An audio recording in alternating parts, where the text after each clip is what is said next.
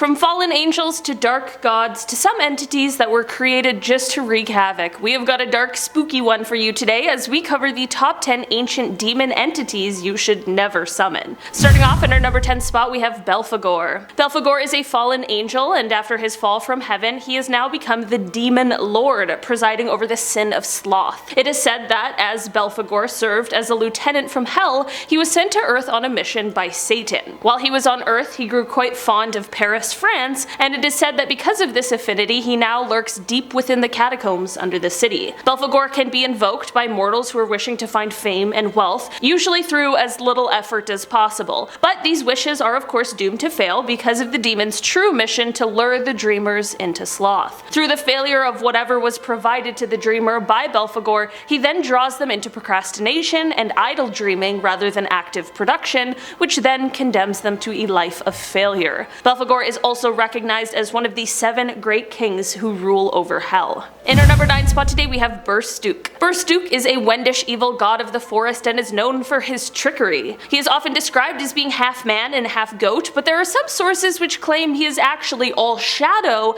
and doesn't even have a human form at all, and instead is more a spirit of the woods. So here's what dark thing he's got going on. He likes to trick wanderers of the forest into getting lost. Yep, literally just a full-on nightmare. He hangs out in the dark depths of the forest waiting for the perfect moment to strike. Once a wanderer stumbles across his path, he'll play tricks where he changes the path in the woods, or he'll whisper in their ears to frighten them, and he'll lay branches in their way so that they'll trip and fall, and he does this all simply because he just enjoys the suffering of others. Sounds pretty evil to me. In our number 8 spot today, we have Beelzebub. Beelzebub is a former seraph who turned into a high-ranking demon. He is one of the princes of hell and also oversees the Order of the Fly. He, Satan, and Lucifer form the triarchy of hell, which makes him one of the supreme monarchs of the underworld. As a seraphim, he was under the archangel Gabriel, but he was one of the very first angels to fall. He is often confused with Satan, and while the two names can technically be interchanged,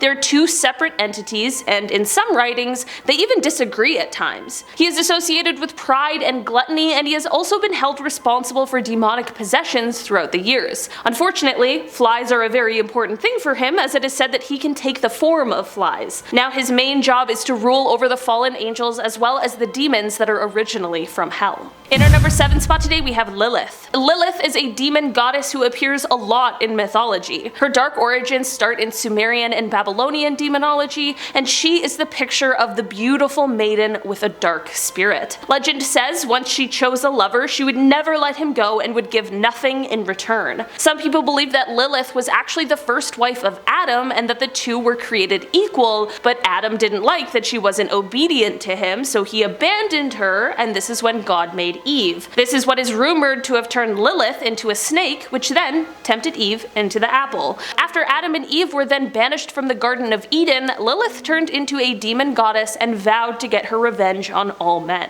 In our number 6 spot today, we have Bael. Bael is ranked as the first of the Ars Goetia, which I had to look up because I am not really familiar with a lot of demons and demonology works. If you're like me and aren't exactly up to date on this, as explained by the demonicparadisefandom.com, quote, the Ars Goetia, also known as the 72 Pillars, is a group comprised of 72 demons with exemplary strength and their own legions. They are listed in the grimoire Lesser Key of Solomon. Okay. Cool. So Bael is the first on that list, and he is the principal king of hell. It is said that he governs somewhere from 66 to 250 legions of demons and spirits, so he's clearly a workaholic. In grimoire tradition, it is said that Bael appears in the form of a man, a cat, a toad, or different combinations of those, with the appearance of a king or soldier, but with the heads of these creatures, and on a set of spider legs. So I'm just saying, the guy's not easy to miss. I feel like it's pretty clear. In our number 5 spot today, we have Asmodeus. Asmodeus is the king of demon and earthly spirits and is referred to as one of the 7 princes of hell. He also represents one of the 7 deadly sins, lust. Before becoming a demon in his former life, he was an angel who was known as Asmodel, the angel of April and patience who rules the zodiac sign Taurus. But of course, we are here to talk about his demon form, which is said to appear either as a ruthless, brutal monster or as a kind of mischievous demon that is playful and quick thinking. Honestly, I'm not sure which form would be worse to encounter. The monster would be scary, but a little annoying demon would also be the worst. For the most terrifying exit I've ever heard of, it is said that Asmodeus will cut himself into pieces and immediately after disappear. In our number 4 spot today we have Azazel. Azazel is one of the chief governors of the Grigori, which is a group of fallen angels who married female mortals, which then produced the Nephilim, which are these scary giant creatures that ate mortals. In the beginning, Azazel started as an eater of sins, but the more sins he consumed, the hungrier he became, and this led to him not being satiated by the sins he was receiving. The reason he was cast from heaven is because he taught men how to make swords, knives, shields, and breastplates, which then led to humans being corrupted and thinking that they were invincible. It is said that the humans went so far that they were planning to raid heaven, and this is when God told Raphael to bind Azazel's hands and feet, open up a hole in the desert, and toss him in, casting him into darkness. This worked, and for a long time Azazel remained in prison. It was so bad that the jagged rocks near him tore his physical body away, and this left him as a mass of darkness covered in mouths and eyes. Later freed by Lucifer, he went on to join the demons in hell. In our number 3 spot today we have Aamon. It's weird, she used to work here. different Aamon. Aamon is the great marquis of hell, and he is the 7th of the demons in the Ars Goetia. It is said that he is in charge of governing 40 different legions of demons, but his favorite thing to do with humans is making them fall in love with each other. He is also known to settle debates, and you might be sitting there thinking that this guy actually sounds pretty cool and nice, but despite all of these cool and nice things he enjoys, he is anything but nice. Just like he can make people fall in love, he can also do the exact opposite as well. He can cause people to turn against each other and can even will someone to harm the innocent, which is just terrifying. To make that thought slightly less horrifying, it is said that he usually doesn't do this for no reason, and it tends to only happen when he is attacked or if someone is standing in his way of completing a mission. Still not good, but I suppose that's better than just random acts of violence. It is said that Aamon appears as a wolf with a snake's tail and that he possesses the ability to breathe fire. Or he might appear as a man with dog teeth who is inside of a raven. I don't know. Ask him about that, not me. In our number 2 spot today we have Hades. We are not talking about the Unreal game, instead we are talking about the dad that you gotta fight